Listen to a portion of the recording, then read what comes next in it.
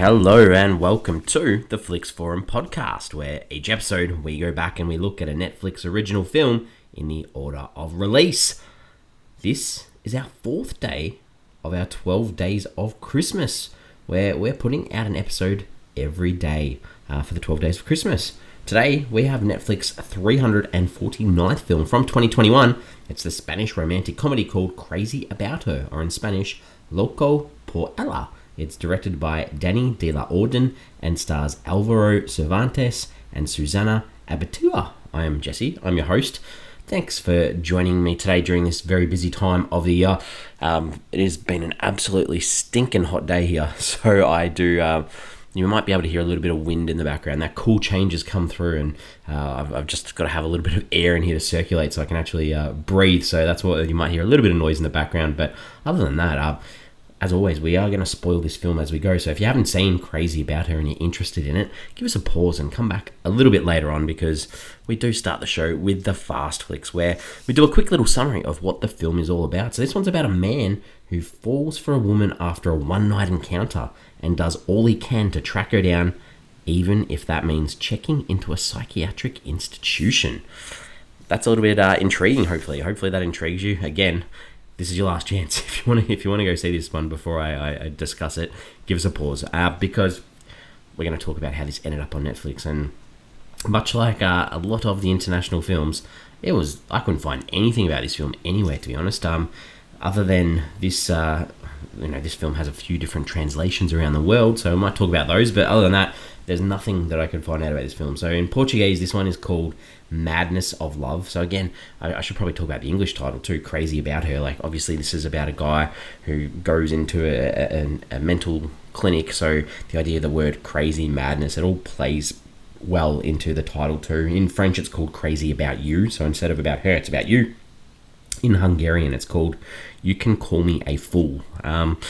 I don't know, that translation probably doesn't work. Japanese, it's I'm madly in love with you. I like that one too. Polish, madly in love. Norwegian, the crazy in her. Meh.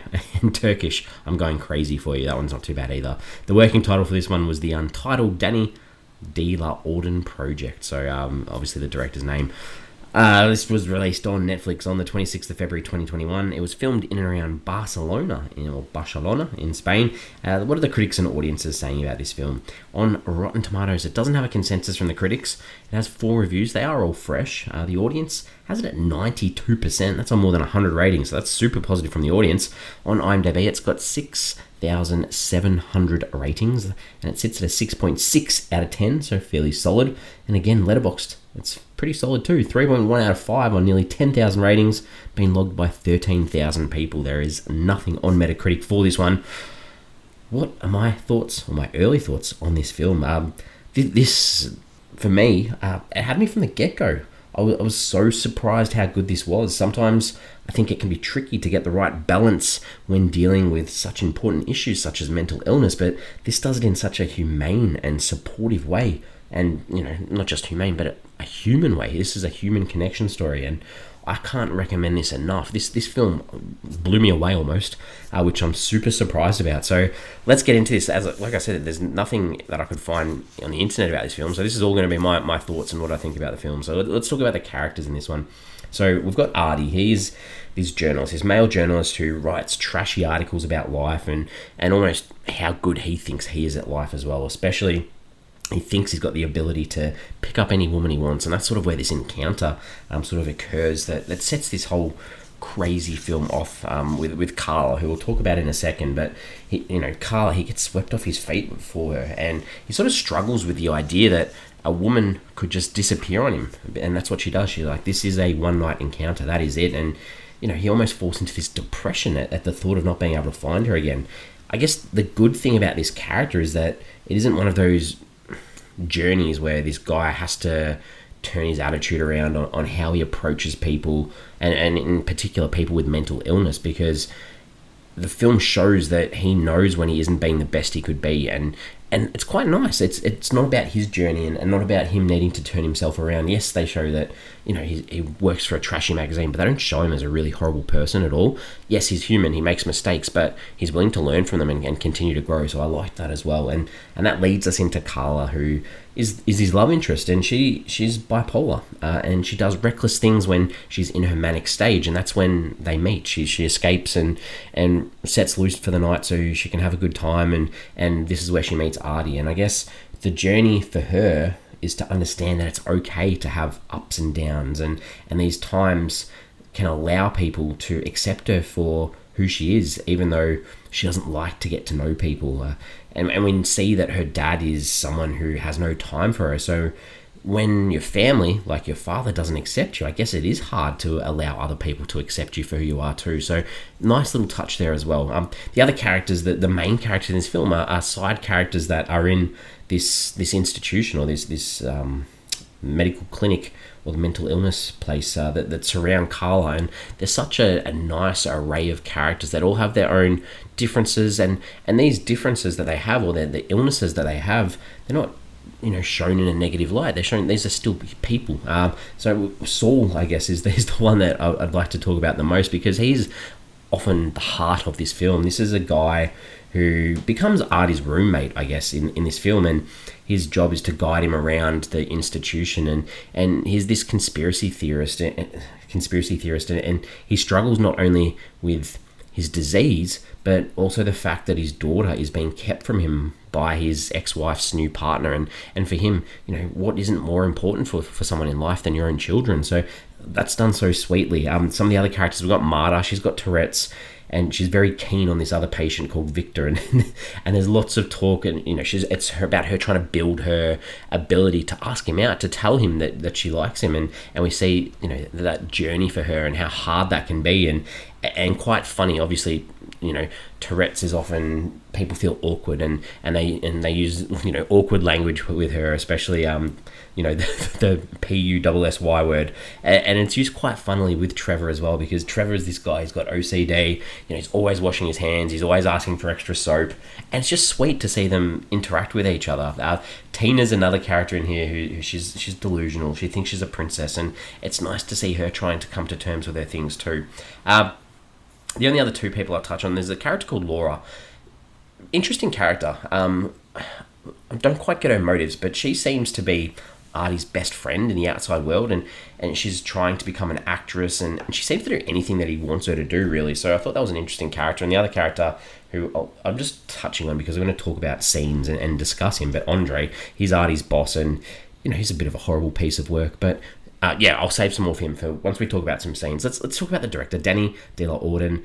22 directing credits, so not a newbie at all, but these credits are across film, TV, miniseries. They all look to be in Spanish, but still, like I've sort of said, very impressed with how this film comes across. Time to talk about some scenes. What are some scenes that I liked? What are some scenes that I didn't like? There are a lot of things in this film that I really liked. I think the opening 10 minutes, they were manic, they were wild, they were fast-paced, high-paced, and gave such a good insight into that world of Carla in such a short time. We see her stealing a motorbike. She crashes into it, not crashes with a motorbike, but goes into a 5-star hotel without a booking there. They crash a wedding. She takes Artie on this ride, and just having the time of her life. I thought that was such an impactful sort of opening. After Carla and Artie, they're in this hotel, they've been to this wedding, they have sex, and they look at each other's feet. And she picks on his feet, sort of saying, they're ugly. And he's like, well, your feet are normal. And she asks, do I seem normal to you? This is just like the constant questioning that must go through people's minds. I thought that was really effective. There's this montage that showed Artie's stress of trying to work out who Carla was and trying to work out where she is and why she hasn't come back to him. And it just shows him slowly almost falling into this depression, and he looked like an absolute mess. And it was just funny to see this guy who seemed so confident in the first 10 minutes to have lost it. I thought that was really well done. There's a scene where Artie, he goes to this doctor to try and pay this doctor to document that he's crazy, and the doctor's like, what do you need? Do you need subscriptions? He's like, no drugs. And he's like, ketamine. It's just funny. Some really funny moments in this film too. Saul, once Artie's inside, Saul shows him around the clinic and sort of shows him all the rooms, and he's like, all the good websites are blocked. That was funny, and there were so many good moments with Saul. He's such a funny character, such a lovable character. There's a moment where Artie's inside and he tells Carla that, finally gets to speak to her and tells her, I just wanted to see you again. And she calls him insane, and his response is, so is everyone here. Just so many good, nice little lines that work so well. Artie he's, he has, sorry, I keep saying, but the heart that you have, if you've seen this film, you know what I'm talking about. But Artie is trying to get out because he's sort of been rejected by Carla, and they say to him, well, you've signed yourself in here, you can't leave. And he says to the lady that's running the clinic, well, call my editor at work. And they call her, and she's like, I've never heard of him, and hangs up. And it was just like quite funny, quite humorous. Saul takes Artie to the rooftop to sort of, because Artie wants to escape, takes him to the rooftop and says, this is how you can get out. You can jump 3 stories out into this dumpster below. It was quite funny because the sheer fear in his face. And they talk about this other guy who's tried it, Pablo, and they're like, yeah, well, Pablo did it, but he broke both legs and dragged himself home. Just so funny. And Saul says to Artie, I'll push you, I know you can fly. He's like, I can't fly. And he says to Saul, are you crazy? And Saul says, yes, I've been diagnosed. Like, just such funny little lines. And then later on we see Artie going to try it again, and again he still can't do it. And that was a good little callback and quite funny too. Laura's this friend of Artie, and she pretends to be this doctor to come in and help Artie get out. They call her out straight away based on what she's wearing and like, show yourself out. That was very funny too.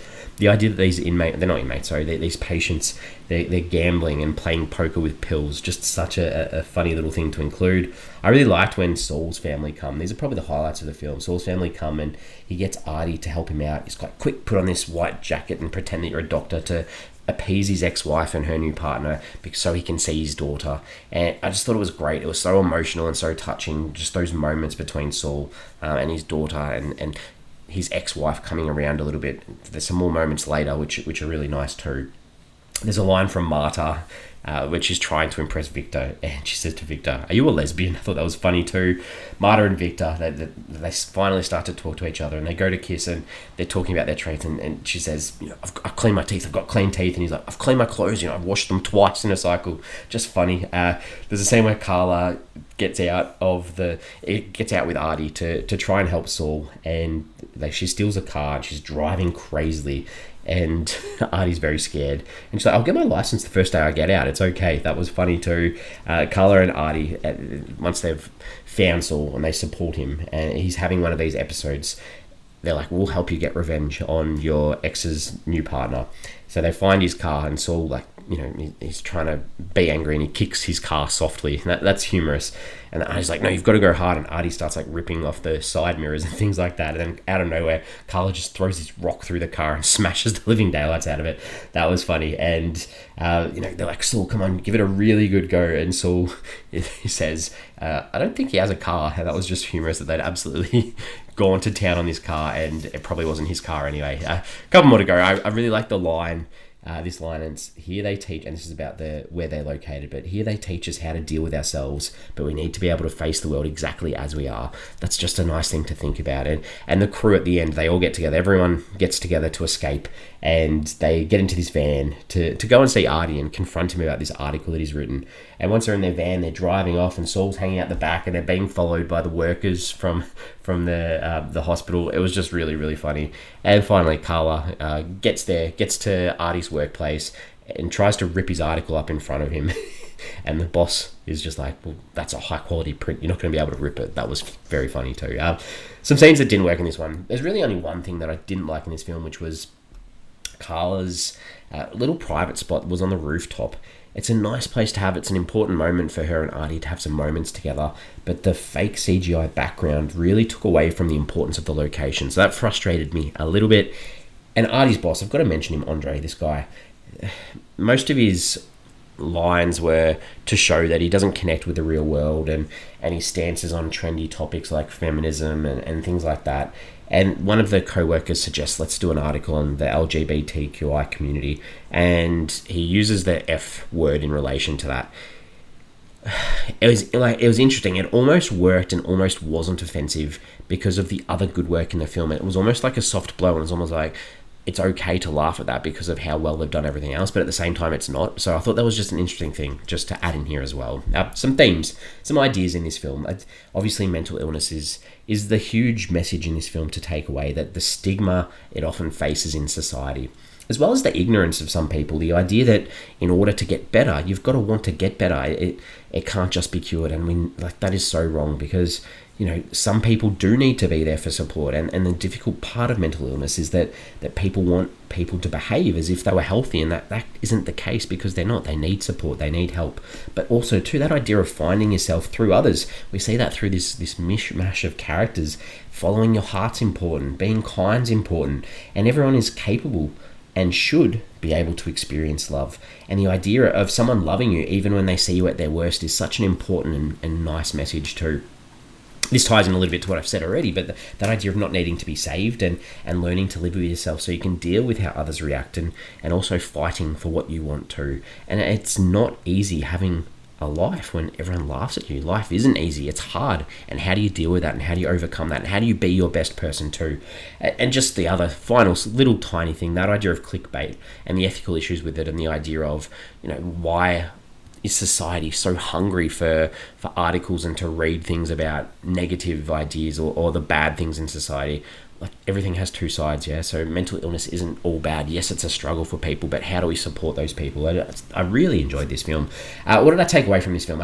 This sums my thoughts up on the film, I guess. This is a line where Artie, right at the end, he says this line, and I just thought this was so impactful. He says, "Next time I see someone sad, I won't ask them to smile or tell them that getting better is a choice. If I want to help them, I'll let them know that I may not understand, but I'll be there if they need me." What a great thing to take away from the film. Just such a nice little message. Some questions, some ideas, some ponderings. There's only a couple little things. That at the start, I was really confused when Artie and Carla, they run away from the hotel and the wedding couple's suite. They're getting chased out of the hotel, and the groom sort of runs out there, and as they're running away, he says, "I'll kill you, Artie." I was very surprised, because they crashed this wedding. They didn't know anyone at this wedding, so how did he know his name? It just didn't make sense and felt a little bit off. And there's something I missed. I'd like to know. And the other sort of idea, I guess, is the morals or the ethical concerns in the medical world. I don't know if this is a common thing in Spain, but that idea of money being able to buy you access to a private clinic or the drugs that you want or anything that you need. If you've got the right amount of money, you can get whatever you want. So I thought that was an interesting little take too. I'm ready to wrap this one up. We give the films a rating out of 5 on this show. For me, I mentioned this at the start, but I've already recommended this film to a few people already, even before recording this episode. I think it's just done so nicely. It's got heart. It treats its characters and their illness as humans. What more could you ask for in a film? I just had a really good connection with this film. For me, this is a 4 out of 5. Very, very good film. Highly recommended. We're on socials. We have Instagram, we have Facebook, and we have X, formerly known as Twitter. Give us a follow if you can. Give us a like. The question that I wanted to pop up there is just in relation to the final scene in the film where Artie drops Carla back and talk about when she's going to get out. So, they don't finish this film on a really happy, nice note where he takes her back to his place and he looks after her. The idea is that she still does need help, and she's going to get that help so she can acclimatise to the world. So how long does it take her to get out? Is she there for more years? Does Artie hang around? Does it take her is she so dedicated to wanting to get out to spend time with him that she just works so hard? I just think that's a really nice question to finish this episode, and obviously the film with as well. We're back tomorrow. We have another episode tomorrow. Tomorrow we have another 2021 film. This is an Indian Hindi language mystery thriller film called The Girl on the Train. That title may ring a bell. This one is directed by Ribu Dasgupta and stars Paraneet Chopra, Avinash Tiwari, Aditi Ray Haidari, and Kirti Kulhari. Excellent. Let's give that one a watch and get ready for tomorrow, because we will cover it tomorrow. As always, thanks for joining me, and I'll see you tomorrow.